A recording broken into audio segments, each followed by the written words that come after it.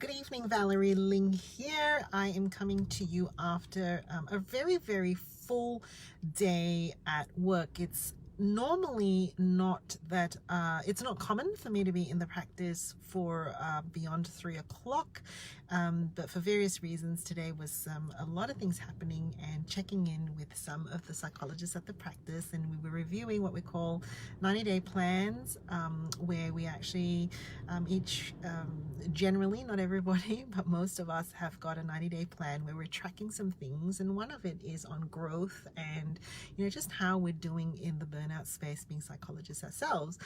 I thought I would share with you a conversation because I guess I didn't realize that maybe this was new pieces of information that I was sharing with my teammate. And I thought, well, if they hadn't heard it before, it's highly likely that I haven't really shared it in a public space before.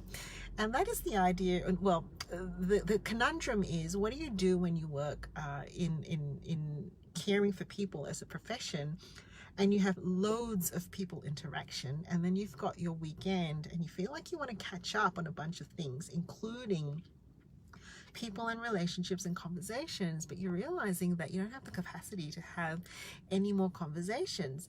I would add that if you professionally work and care for people, and you've also got dependents, whether they're elderly parents or you volunteer elsewhere to care for people, if your kids or whatever, that you probably have a very full bucket of caring for people and holding people's emotional material.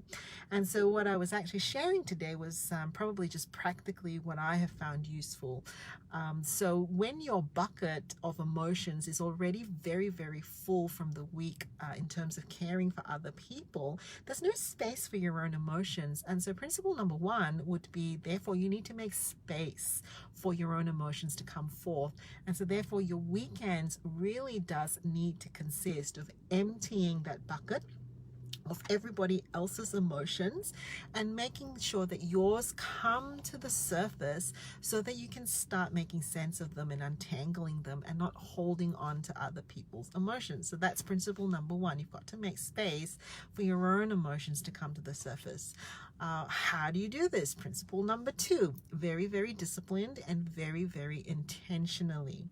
Just like you've got regular rhythms for how you eat and what you eat and you exercise and all of that, you also need really regular discipline for actually decompressing and recharging. And so some of the things that I shared about my own practice in terms of what I do after a full day like this, for example, I very often find that I need something to be passing through my brain that can help me to circuit break the conversations and the things that I've had in the day.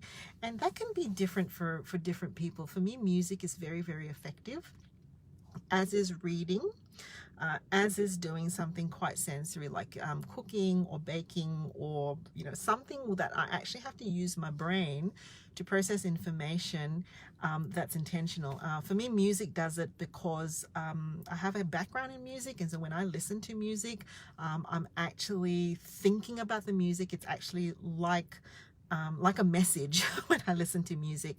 And so I'm in my car right now. Before I head home, I know the most effective thing for me to do is to actually put on some music, and today just feels like a blues and jazz kind of day, and so that's what's going to go on. So that principle is, what works best for you to fill up your mind so that you can circuit break. And I don't mean about busying it, but just as a circuit breaker, how can you actually just kind of switch your mind into a different gear? By switching your mind into a different gear, then it allows for you to then move into the next phase, which is a very common thing we say, but much harder to do, which is a mindful state, which is actually really just being very present focused. Because I'm a high activity, high energy individual, I find it very difficult to do mindful practice just sitting down. I have to do mindful practice by engaging in things. So that could be basically doing the washing up or washing my hands, or folding the laundry, or whatever. But anything that's kind of repetitive, or even kind of being with Teddy the cavoodle at home, sometimes is really helpful for me as well. When I'm in a particular presence of mind, like if I'm able to actually do the mindful practice without something or an activity, what I actually find really helpful is to be outdoors in nature. So if I'm actually sitting down and just attending to my five senses, what am I hearing? Very often there are birds. What am I seeing in terms of what's in the garden? What am I smelling, etc., etc., is a very helpful practice. Principle number 3 is know that you have limits then on the weekend when you're recharging and recovering to actually do a bunch of other people-based things. And this is a very, very difficult thing to make a decision on, and yet so very necessary. It's actually being aware how much capacity you actually have to have a lot of parties or coffees or phone calls or messaging. You kind of have to be aware of where your capacity is, particularly if you work full-time as a counselor or a psychologist. You may not have very much capacity on the weekend to actually have more human interaction. And so what I've actually said, what I was sharing, is that for me, I have quite an intentional plan for the year. There are about 5 people that I know that I'm intentionally going to be spending time with, and I know that they're the ones that I will say yes to. I also have some intentional ways of figuring out what activities are going to be meaningful through the year, right? So what are the committed activities I'm going to have in the week, right? So I think about, how many church services I can go to, how many groups I can belong to during the week, to basically be very intentional to know how much of that I can actually tolerate. And the final thing that we talked about is the intentionality of a growth plan, because in our practice next week, we're going to be talking a little bit about this. It's the intentionality then of actually having on your plan for next year the types of things that are just going to be fun and can be your go-to, right? Especially when you're feeling burdened and kind of what we call ruminating over issues, people's issues.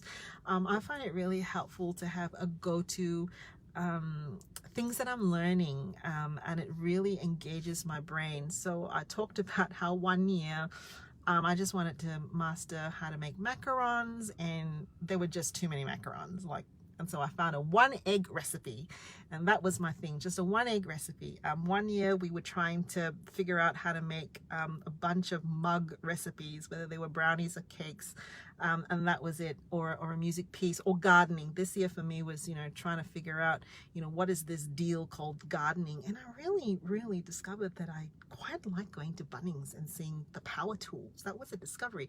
So, on your growth plan, it's like things that you've never done before that will require some learning, some laughing, and some intentionality of your mind as you're acquiring this new knowledge or skills. It can be a really helpful way as well to circuit break when your mind is just constantly churning the activities of the day. All right, it's time for me to put my blues and jazz on and drive home. See you later.